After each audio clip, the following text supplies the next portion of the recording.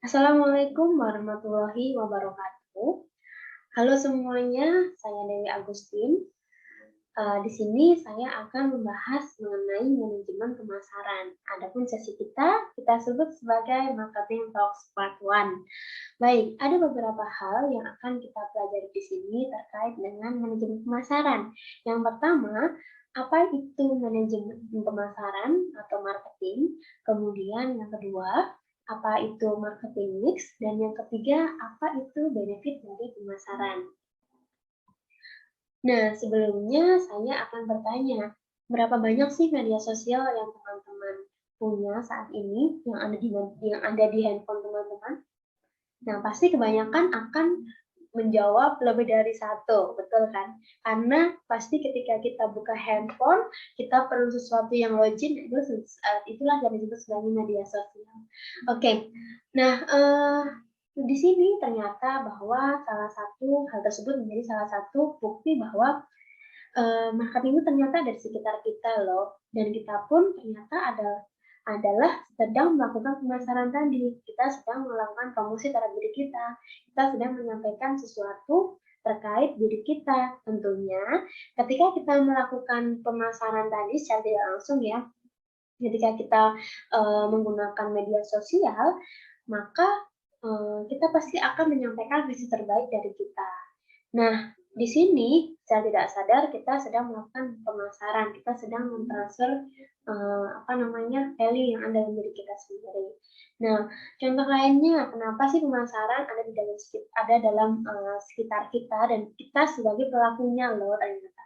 Misalnya nih teman-teman sedang berkomunikasi kepada teman atau kepada keluarga atau kepada pacar mungkin. Nah, pasti akan menyampaikan hal-hal baik dari kita. Begitupun seperti orang manajer pemasaran atau mereka marketers, mereka juga akan menyampaikan versi terbaik dari produk yang mereka miliki. Nah, sama saja bahwa kita sebenarnya adalah bagian dari produk yang memiliki nilai yang juga kita uh, pasarkan kepada masyarakat dengan konteks yang baik tentunya ya.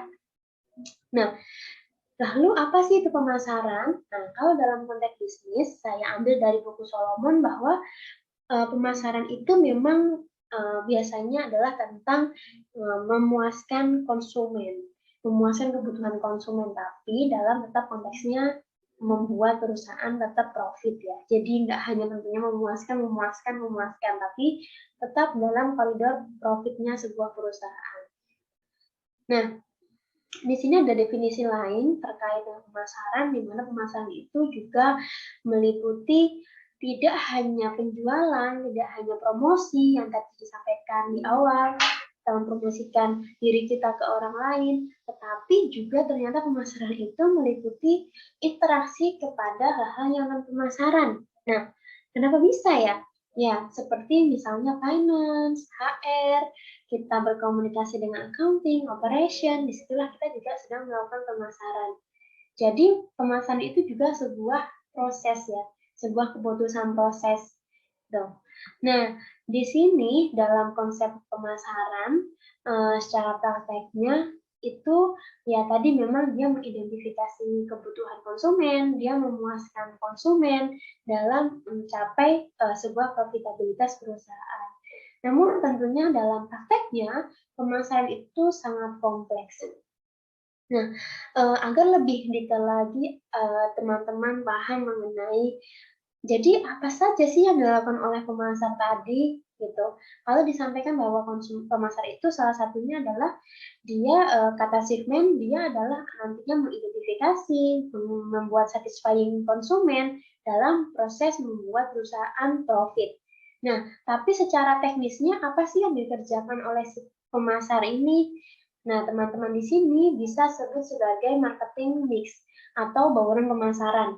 Nah, dari sini kita masuk ke pembelajaran yang kedua bahwa ternyata tadi bahwa pemasaran itu tidak hanya mempromosikan atau menjual sesuatu, tapi di sini ada 4 hal yang pokok yang bisa dilakukan oleh pemasar, yaitu terkait dengan P yang pertama produk, P yang kedua place, yang ketiga ada promotion, dan yang keempat ada price.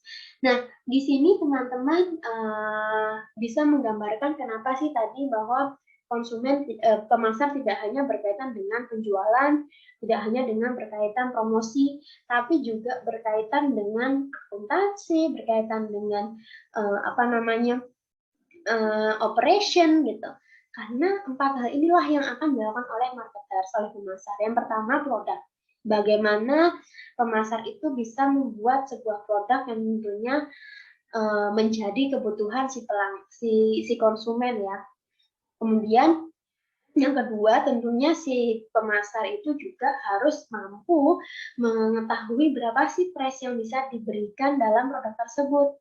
Nah, makanya si pemasar itu juga pasti akan berkaitan dengan finance, accounting, karena ya ternyata pemasar itu akan juga menghitung baiknya atau layaknya produk ini kita jual berapa ya. Di samping itu, di samping kita konsultasi dengan para finance, kita juga harus memperhatikan nih konsumen kira-kira akan mau beli tidak ya, sesuai dengan kebutuhan mereka tidak ya dengan harga sekian gitu.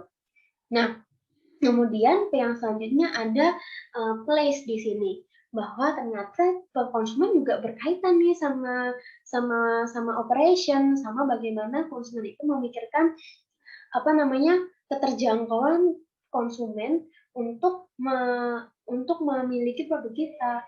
Nah, dari place ini pemasar memikirkan bagaimana ya, di mana ya kita menjual si produk ini. Nah, untuk yang sekarang tentunya di masa sekarang tidak hanya berpaku pada sesuatu yang offline ya, tapi juga online.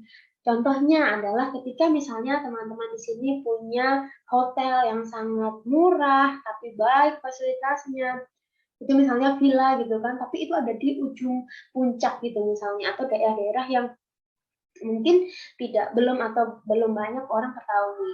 Nah, untuk saat ini di era sekarang ini tentunya place ini sangat menentukan keterjangkauan orang-orang untuk mengetahui tempat tersebut gitu. Coba kalau teman-teman hanya berpikir tentang promosi di daerah